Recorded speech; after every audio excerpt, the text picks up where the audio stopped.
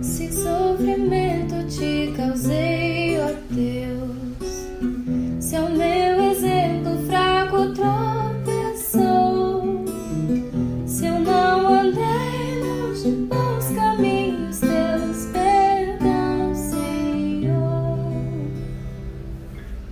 Se vão e fútil foi o meu falar, se amor ao meu irmão não demonstrei, se eu sofredor eu não quis ajudar, perdão, Senhor. Se negligente foi o meu viver, sem me dispor a pelejar por ti, se firme em teu trabalho não quis ser, perdão, Senhor. Escuta, ó Deus, a minha oração e vem livrar-me do pecado vil. Renova este pobre coração. Amém, Senhor. Glória ao Salvador, glória ao Salvador. Eu sei que Cristo já me salvou. Glória ao Salvador. Chegado à cruz do bom Salvador, prostrado aos pés do meu Redentor, Ele atendeu logo ao meu clamor. Glória ao Salvador, glória ao Salvador, glória ao Salvador. Eu sei que Cristo já me salvou. Glória ao Salvador. Que maravilha, Jesus me amou, tudo de graça me perdoou, dos meus grilhões Ele me livrou. Glória ao Salvador, glória ao Salvador, glória ao Salvador. Eu sei que Cristo já me salvou. Glória ao Salvador.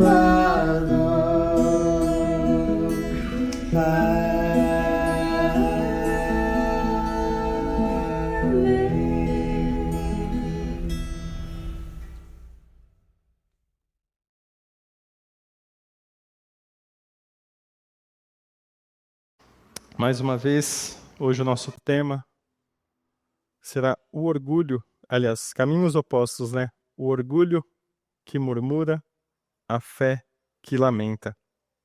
Hoje veremos a exposição no livro de Números, capítulo de número 11. Faremos a leitura conforme a exposição. Quero saudar também os irmãos que nos acompanham pela internet, lembrando dos nossos horários de culto, os nossos trabalhos serão todos apresentados no final também da exposição. Capítulo 11 de Números retrata um dos momentos mais sombrios da peregrinação de Israel no deserto. O povo de Israel, recém-libertado do Egito, deixa transparecer a sua insatisfação, não com oração, mas com murmuração contra Deus, por causa dos desconfortos e das privações que eles estavam tendo durante a peregrinação no deserto. O texto nos ensina que nem todo clamor ele é piedoso. Há diferença entre lamentar com fé e murmurar com rebeldia. Podemos destacar que o problema maior não era o sofrimento em si, mas a postura rebelde do coração dos servos de Deus. Não é pecado clamar a Deus, como nós vimos durante toda a liturgia, em tempos de aflição. Não é pecado pedir socorro ou colocar diante de Deus aqueles problemas que você tem vivido. Mas é pecado fazer isso com ingratidão e desconfiança de Deus, dizendo: por que eu tenho passado por isso? Por que o Senhor me tem feito sofrer? A murmuração, ela revela um coração que se rebela contra a providência de Deus, enquanto a lamentação sincera, por meio da fé, ela é um ato sincero, honesto e aceito diante de Deus, como veremos. Deus nos deixou vários registros, vários salmos de lamentos, onde os servos de Deus se colocam diante dele com humildade, lamentando por suas dores, ou usando aqui o nosso contexto, lamentando por seus desertos. O Salmo de número 13 diz assim, até quando, Senhor, esquecer-te-ás de mim para sempre? Até quando ocultarás de mim o rosto? Até quando estarei eu relutando dentro da minha alma, com tristeza no coração a cada dia? Até quando se erguerá contra mim o meu inimigo? Percebem que ele está dizendo, até quando, Senhor? Até quando eu vou sofrer?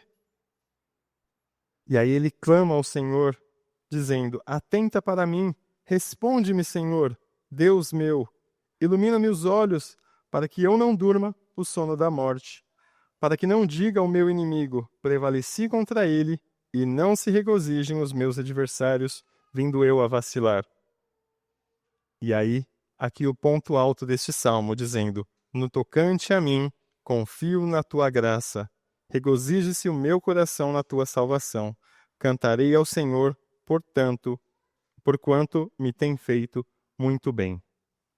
Percebem que o salmista ele inicia o seu discurso aqui dizendo para o Senhor, eu estou sofrendo, Senhor, mas até quando eu vou passar por isso? Será que o Senhor não se atenta? E ele diz, olha para o meu sofrimento, me socorre. E aí ele diz, eu confio no Senhor. Eu espero no Senhor, porque eu sei que o Senhor pode me salvar. Percebem que há um lamento sincero aqui. E esse texto nos mostra que lamentações sinceras, elas não são uma rebelião contra Deus, mas um clamor de fé que se ergue mesmo em meio a essas dores. O lamento, mais uma vez, ele termina com a confiança na providência de Deus. Contrário à murmuração, como nós vamos ver, ela rejeita toda a providência divina.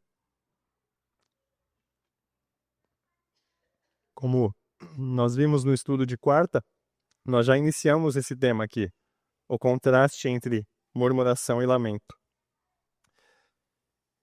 E o primeiro ponto é que a murmuração desagrada a Deus.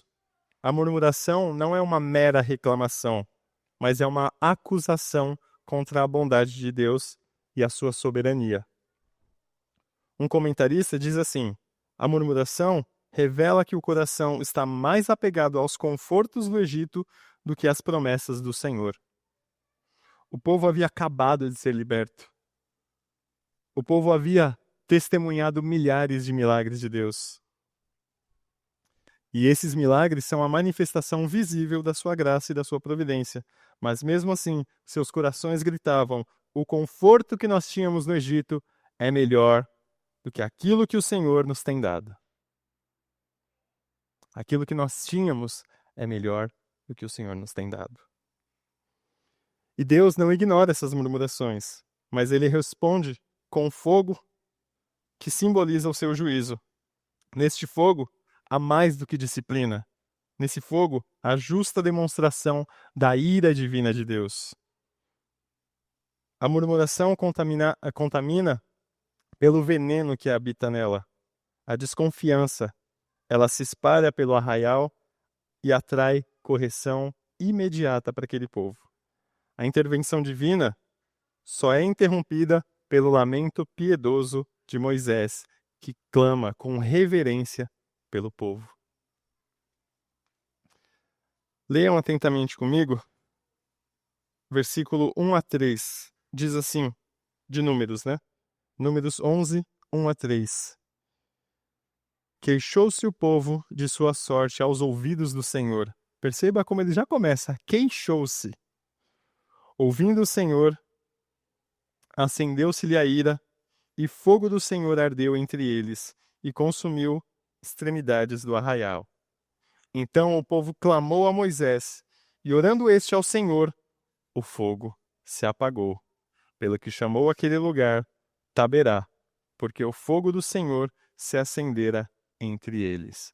Percebam que o povo se queixou, Deus rapidamente trouxe correção. E o povo se queixou do Senhor, da sorte que o Senhor colocava sobre eles.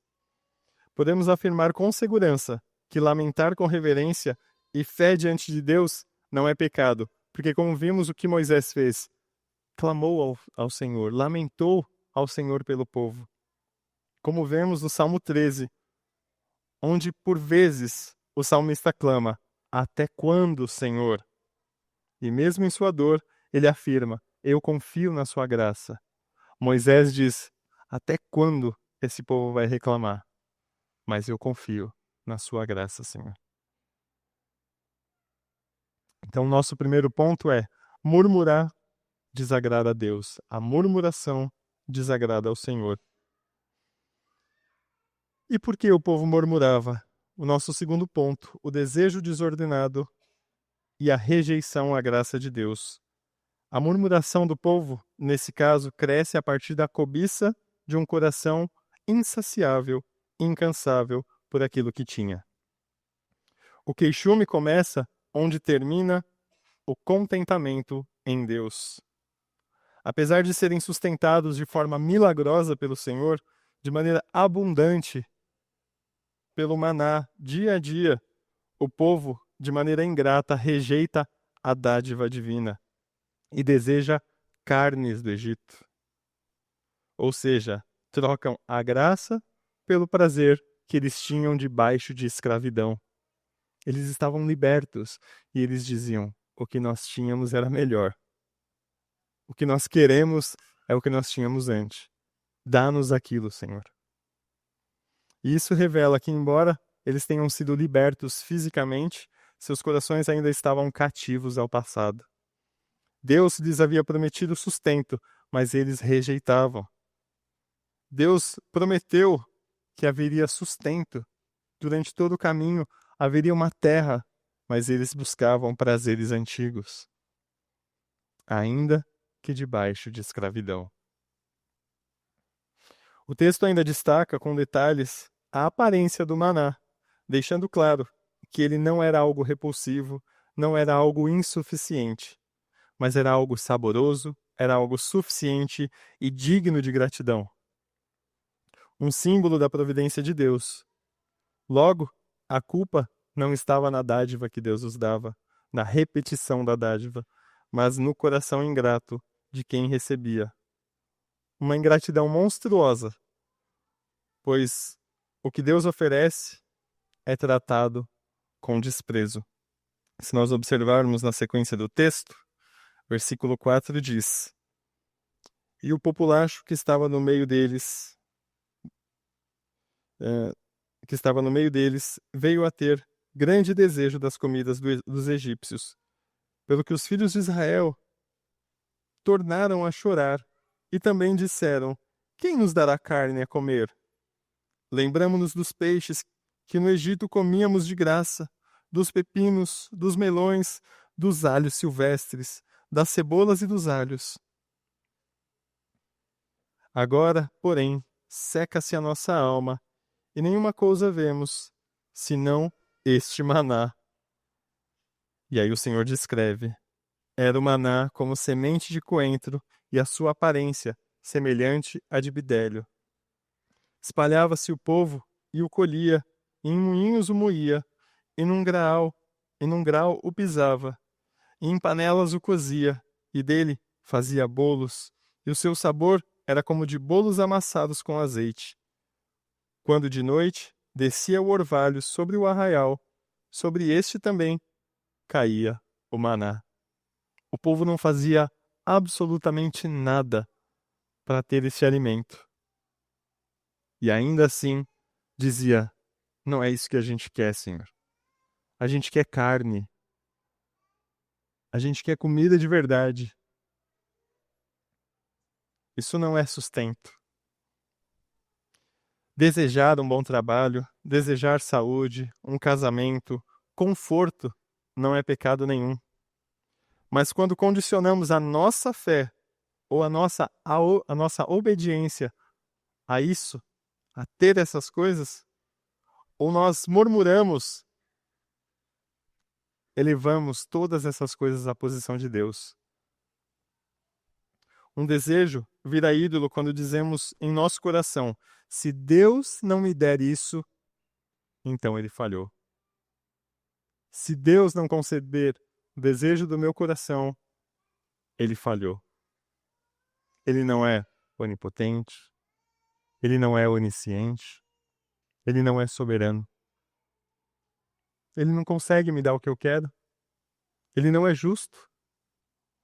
Quantas vezes será que não murmuramos assim, rejeitando a graça de Deus? Em nosso terceiro ponto, veremos que Moisés, contrário ao povo, lamenta sim, mas lamenta com sinceridade. Aqui vemos que até mesmo os mais fiéis podem experimentar momentos de fraqueza profunda, como nós vimos esse ponto aqui de maneira mais aprofundada na quarta. Moisés, o líder escolhido por Deus, vacila diante do peso esmagador do seu chamado. Contudo, o seu desabafo não é uma murmuração no meio do povo, dizendo: "Ei, Deus me dá essa tarefa aqui, mas eu não consigo cumprir. Deus me chama para cuidar de vocês, mas será que eu sou como Deus?" Não. Moisés dirige a Deus o seu lamento. Ele revela a sua tristeza de maneira sincera, não uma rebelião. Ele reconhece diante de Deus os seus limites. Ele expõe a sua alma com humildade, dizendo: "Senhor, eu não consigo." Moisés, ao não enxergar saída humana possível, ele não deseja mais viver, como nós veremos no texto. Ele pede para que o Senhor tire a sua vida. Então, alguns podem dizer: aí, Moisés está revoltado. Moisés está dizendo: Senhor, acaba logo com isso, vai. Mas não, esse clamor não nasce da revolta, mas de um esgotamento honesto. E ele nos ensina duas verdades que apontam para o mesmo princípio. Primeiro, os servos de Deus devem reconhecer sua insuficiência, para que aprendam a depender somente do poder de Deus. Ou seja, eu sou incapaz. Sem Deus, eu nada posso. E o segundo princípio, Deus permite que os seus servos cheguem ao limite para que percebam que a obra é sustentada por Ele e não por méritos ou por força dos seus braços. O diácono Décio orou quanto a isso. Ele disse: quantas vezes nós agimos pela força dos nossos braços? Quantas vezes nós dizemos: não precisa não, Senhor, eu vou. Eu sou o cara. Eu consigo. Percebem que o princípio a ser ensinado é o mesmo: dependência de Deus, insuficiência humana. E quando Moisés chega ao seu limite, a diferença entre ele e o povo é clara. Enquanto o povo se queixa do Senhor, Moisés se queixa ao Senhor. O povo chora porque não tem carne e despreza o maná. Moisés chora porque reconhece que não pode conduzir o povo, nem suprir as suas necessidades sozinho. Seu lamento é um ato de humildade, não de incredulidade, onde ele reconhece mais uma vez: Senhor, eu não consigo. Mas ao dizer isso, Moisés diz: Tu o podes. Eu não posso, mas o Senhor tudo pode. O Senhor pode conduzir o povo, o Senhor pode suprir suas necessidades. Por isso Deus não repreende Moisés, mas ele responde o clamor com compaixão. Leamos agora versículo 10 a 15. Então Moisés ouviu chorar o povo por famílias, cada um à porta da sua tenda. E a ira do Senhor grandemente se acendeu, e pareceu mal aos olhos de Moisés. Disse Moisés ao Senhor: Por que fizeste mal ao teu servo? E por que não achei favor aos teus olhos, visto que puseste sobre mim a carga de todo este povo? Concebi eu, porventura, todo este povo? Dei eu à luz para que me digas: leva-o ao teu colo, como a ama leva a criança que mama, a terra que sob juramento prometi aos seus pais? Donde terei eu carne para dar a todo o povo? Pois chora diante de mim, dizendo: dá-nos carne, para que possamos comer. Eu sozinho não posso levar todo este povo, pois me é pesado demais. Se assim me tratas, mata-me de uma vez, eu te peço, se tenho achado favor aos teus olhos, e não me deixes ver a minha miséria. Percebam a humildade de Moisés ao dizer: eu não posso, Senhor. Por acaso fui eu que fiz esse povo? Fui eu que concebi? Fui eu que prometi? Parece áspera, parece rígida a reclamação aqui. Mas assim como no Salmo que nós lemos, Moisés está dizendo: Senhor, até quando eu vou ter que suportar esse cargo? É maior esse encargo, né? É maior do que eu. Eu não consigo. O Senhor é que concebeu. O Senhor é quem tudo pode. Eu, sozinho, não posso levar todo esse povo. A oração que Deus acolhe não é a do forte, mas a do quebrantado. Moisés mostra que há um caminho entre o silêncio orgulhoso e o grito rebelde. Há aqueles que dizem também: eu não vou falar nada, Deus sabe tudo, eu não preciso. Mas há aqueles também que gritam: Senhor, olha aqui, eu estou sofrendo, o Senhor não faz nada. Eu estou passando dificuldades e o Senhor não me atende. Moisés não é esse tipo de pessoa, e é isso que ele está nos ensinando. Ele não fica em silêncio, mas ele humildemente reconhece a sua insuficiência diante de Deus. O lamento reverente e dependente. É possível lamentar diante de Deus com lágrima nos olhos e declarar: Senhor, eu não consigo, mas tu podes. Então, no nosso terceiro ponto, Moisés lamenta com sinceridade.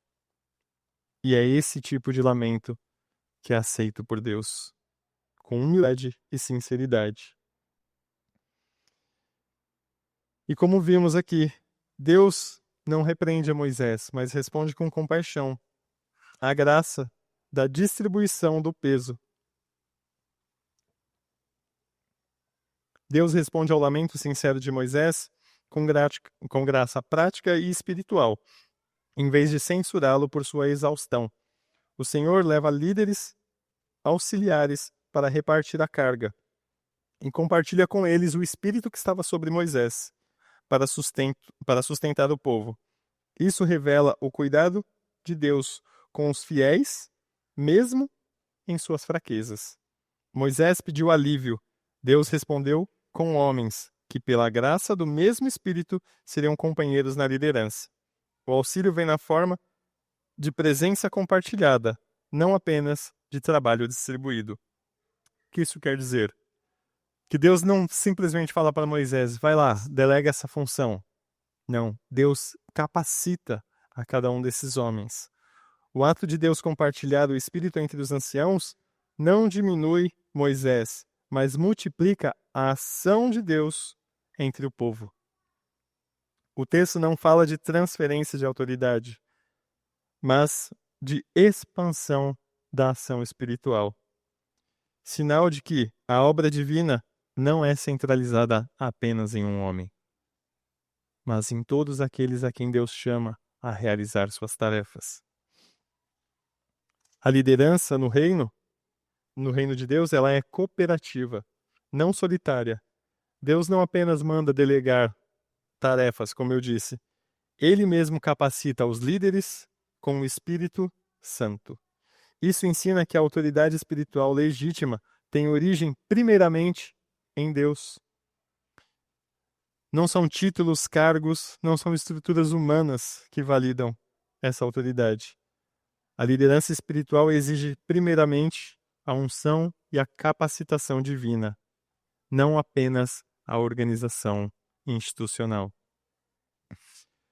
Leiam comigo o versículo 16 e 17.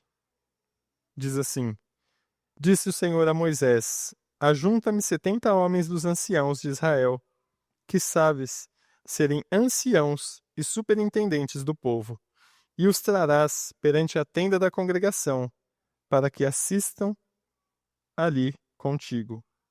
Então descerei ali e falarei contigo. Tirarei do espírito que está sobre ti e o porei sobre eles, e contigo levarão a carga do povo, para que não as leve tu somente. Aqui o Senhor falava somente com Moisés. Mas ouvindo essa instrução, versículo 24 até o versículo 30. Saiu, pois, Moisés e referiu ao povo as palavras do Senhor, e ajuntou 70 homens dos anciãos do povo, e os pôs ao redor da tenda. Então o Senhor desceu na nuvem e lhe falou, e tirando do espírito que estava sobre ele, o pôs sobre aqueles 70 anciãos. Quando o espírito repousou sobre eles, profetizaram, mas depois nunca mais. Porém no arraial ficaram 2 homens, um se chamava Eudade e outro Medade. Repousou sobre eles o espírito, porquanto estavam entre os inscritos, ainda que não saíram à tenda, e profetizaram no arraial. Então correu um moço e o anunciou a Moisés, e disse: Eudade e Meldade profetizam no arraial. Josué, filho de Num, servidor de Moisés, um dos seus escolhidos, respondeu e disse: Moisés, meu senhor, proíbe-lo. Porém Moisés lhe disse: Tu tens ciúmes de mim? Tomara todo o povo do Senhor fosse profeta, que o Senhor lhes dê desse espírito. Depois Moisés se recolheu ao arraial, ele e os anciãos de Israel. Percebam aqui Josué, por zelo mal orientado, deseja restringir a ação de Deus. Moisés, por sua vez, manifesta humildade e desejo de que todos sejam cheios do Espírito Santo. A maturidade espiritual se manifesta quando nós preferimos ver outros cheios do Espírito do que sermos reconhecidos como únicos ou indispensáveis. A liderança que agrada a Deus é aquela que reparte carga e poder. Mas, acima de tudo, é aquela que aponta sempre para o autor da obra e não para si mesmo. A graça de Deus se manifesta não apenas ao carregar os nossos fardos, mas ao nos ensinar a compartilhá-los. A liderança no reino não é sobre controle, mas sobre a capacitação mútua do Espírito. Então percebem, Josué, achando aqui que a distribuição do peso estava sendo errada, falou, olha, o Senhor mandou chamar aqui em cima no arraial, mas tem gente aqui em cima na tenda, mas tem gente lá no arraial. E Moisés está dizendo, olha, esses também são o povo de Deus. Quem dera todos os outros tivessem do Espírito do Senhor. Quem dera todos os outros pudessem compartilhar a carga um dos outros. Quem é que diz isso? Levem os fardos uns dos outros. Não é o apóstolo Paulo que nos orienta a viver assim?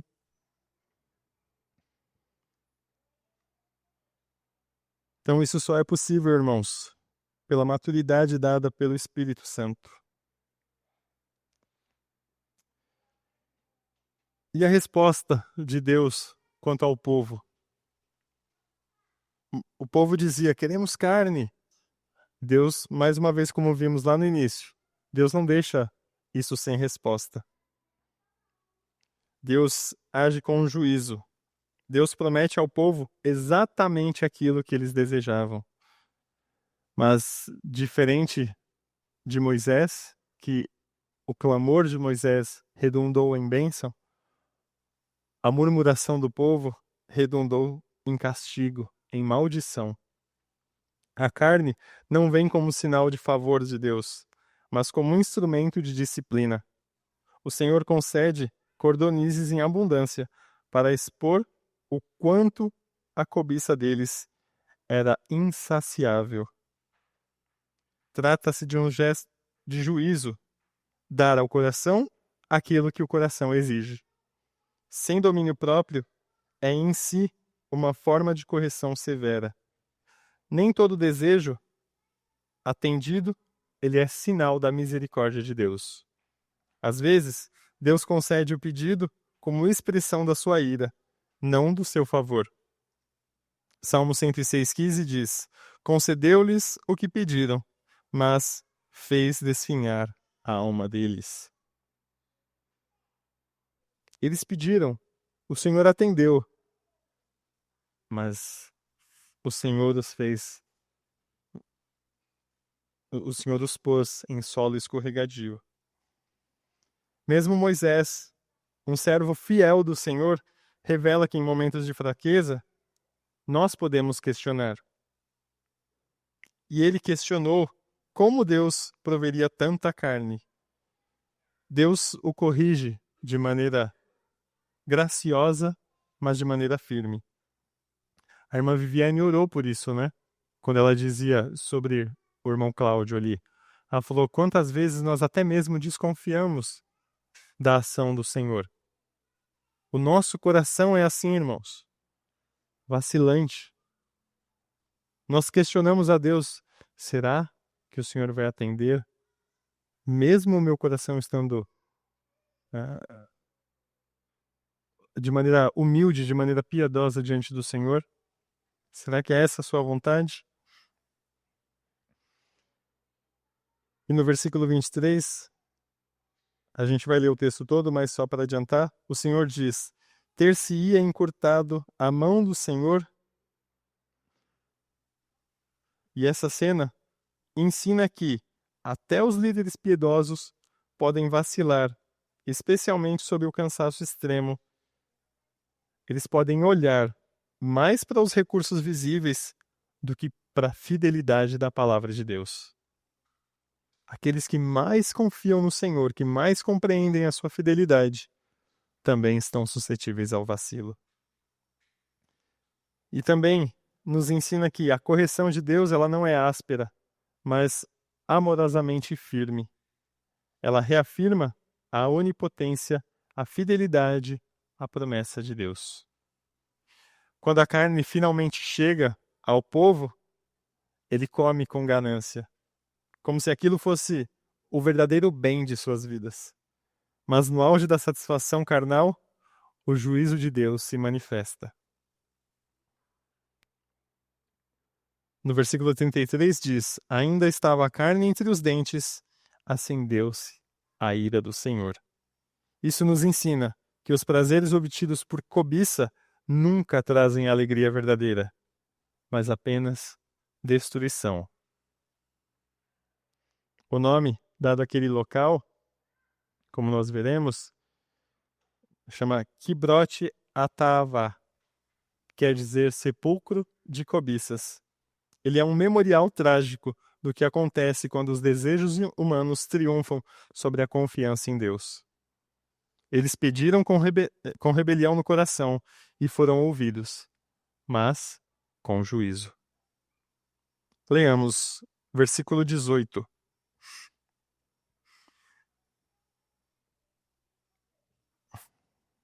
Dize ao povo, aqui ainda, voltamos um pouco, né? Moisés falando com Deus.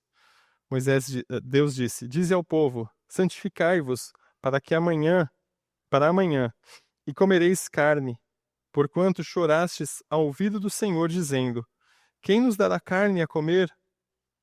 Íamos bem no Egito, pelo que o Senhor vos dará carne e comereis. Não comereis 1 dia, nem 2 dias, nem 5, nem 10, nem ainda 20, mas 1 mês inteiro, até vos sair pelos narizes, até que vos enfastieis dela, porquanto rejeitastes o Senhor, que está no meio de vós, e chorastes diante dele, dizendo: Por que saímos do Egito? Respondeu Moisés: 600.000 homens de pé. É este povo no meio do qual estou. E tu disseste: Dar-lhes-ei carne, e comerão 1 mês inteiro? Matar-se-ão para eles rebanhos de ovelhas e de gado, que lhes bastem? Ou se ajuntarão para eles todos os peixes do mar, que lhes bastem? Porém, o Senhor respondeu a Moisés: Ter-se-iam encurtado a mão do Senhor. Agora mesmo verá que se cumprirá ou não a minha palavra. Então aqui, Moisés falando com Deus, e Deus dizendo: Eu vou alimentar esse povo. Eles vão comer até se fartar. Ou como nós dizemos, até abrir o cinto, até não aguentar mais. Isso não vai ser por 1 dia, 2, 5, 10, 20. Eles vão comer o mês inteiro até se fartar. E como vimos, Moisés chega a vacilar que falou: Senhor, será que é possível? Será que a gente vai ter boi suficiente? Será que os peixes vão ser suficientes? São 600.000 homens. Será que o Senhor está certo disso aqui que o Senhor está prometendo?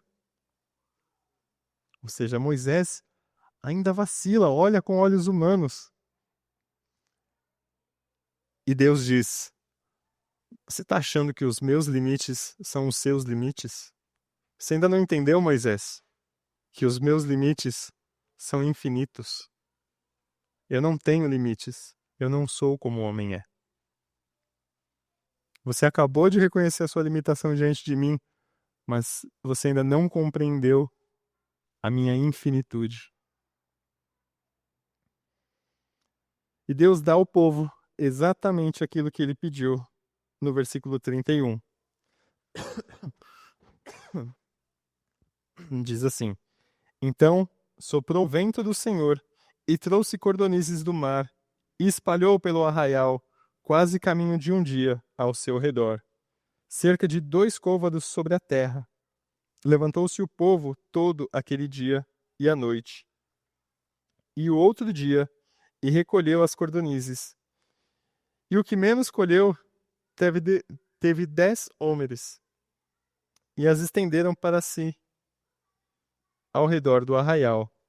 Estava ainda a carne entre os seus dentes, antes que fossem mastigadas, quando se acendeu a ira do Senhor contra o povo, e o feriu com praga muito grande, pelo que o nome daquele lugar se chamou Quibrote Taavá, porque ali enterrava o povo o que teve o desejo de comer a comida dos egípcios.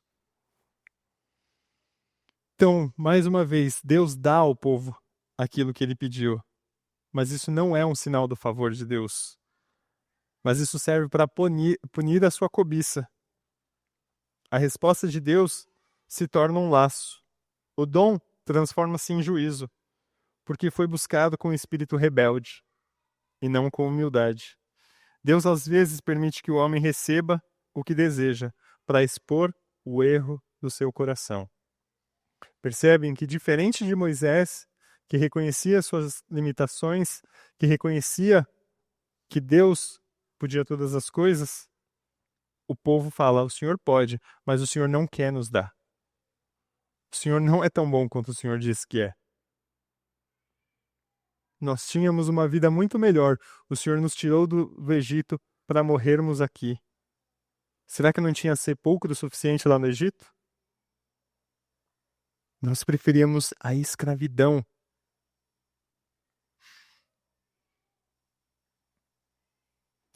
Conclusão.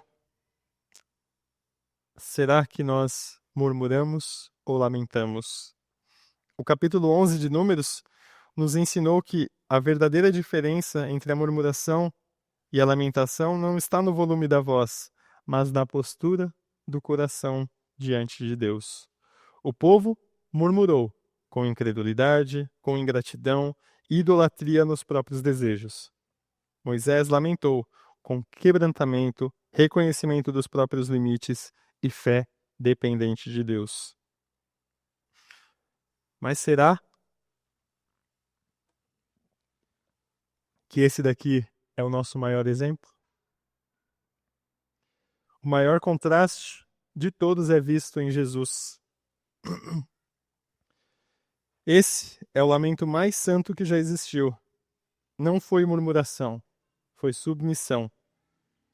Foi o filho dizendo: meu pai, se possível, passa de mim este cálice. Todavia, não seja como eu quero, e sim como tu queres. Mateus 26, 39. E Mateus 27, 46 diz: Eli, Eli, lama sabachthani, que quer dizer: Deus meu, por que me desamparastes? Será que isso não é um lamento? Deus meu, por que me desamparastes? Quantas vezes você orou a Deus: Senhor, tem misericórdia. Senhor, por que eu me sinto desamparado? Esse desamparo não foi uma ruptura na Trindade, mas uma experiência real do juízo que devia cair sobre cada um de nós. Jesus, o Santo, assumiu o lugar do pecador, pois ele experimentou a sensação de abandono. Embora continuasse perfeitamente unido ao Pai, à sua natureza divina, Jesus se sentiu desamparado. O lamento de Jesus na cruz é o ápice da obediência sofredora. Ele sofreu não porque ele duvidou de Deus, mas porque ele decidiu carregar em nosso lugar as consequências do nosso pecado, inclusive da sua murmuração. Por mais que nós tentemos lamentar somente, por vezes nós murmuramos.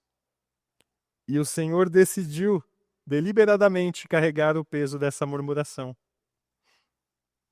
Hoje, quando nós lamentamos, em fé, não somos desamparados, porque Jesus foi desamparado por nós, para que nós nunca nos sintamos abandonados. Em Cristo, temos o modelo perfeito. Ele lamentou na cruz com reverência: Deus meu, por que me desamparastes? E se entregou com fé. Em Lucas 23, 46, em tuas mãos entrego o meu espírito. Ele lamenta pelo desamparo, mas ele confia em Deus. Será que nós conseguimos dizer isso aqui? É difícil dizer: Senhor, em tuas mãos eu entrego esse problema. Que dirá dizer: Senhor, em tuas mãos entrego o meu espírito. Senhor, em tuas mãos eu confio a minha vida. Guia da maneira que o Senhor acha que é correto. É disso aqui que o Senhor te perdoou. É dessa murmuração que o Senhor te perdoou. E se Ele pode lamentar com fé, nós também podemos. E é por causa dele, quando nós lamentamos com sinceridade, que não somos rejeitados por Deus, mas acolhidos como filhos. Aprendemos, irmãos, a discernir se nossos gemidos são lamentos ou murmurações. O seu coração, ele se submete a Deus ou ele resiste à vontade do Senhor? Você confia mesmo quando não entende, ou você exige de Deus aquilo que ele não te prometeu? Todos nós, em algum momento, enfrentaremos provações, frustrações e limitações.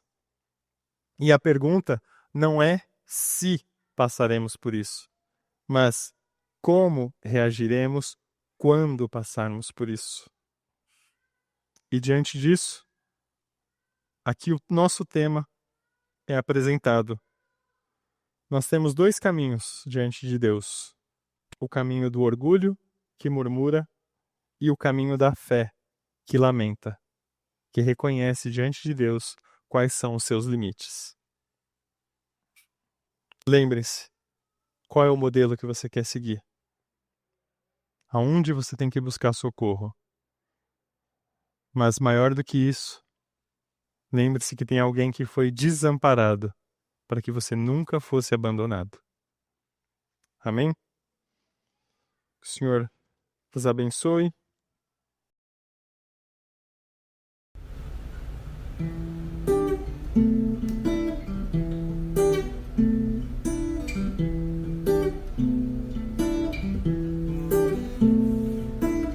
Se sofrimento te causei, ó Deus, se ao meu exemplo fraco tropeçou, se eu não andei nos bons caminhos teus, perdão, Senhor.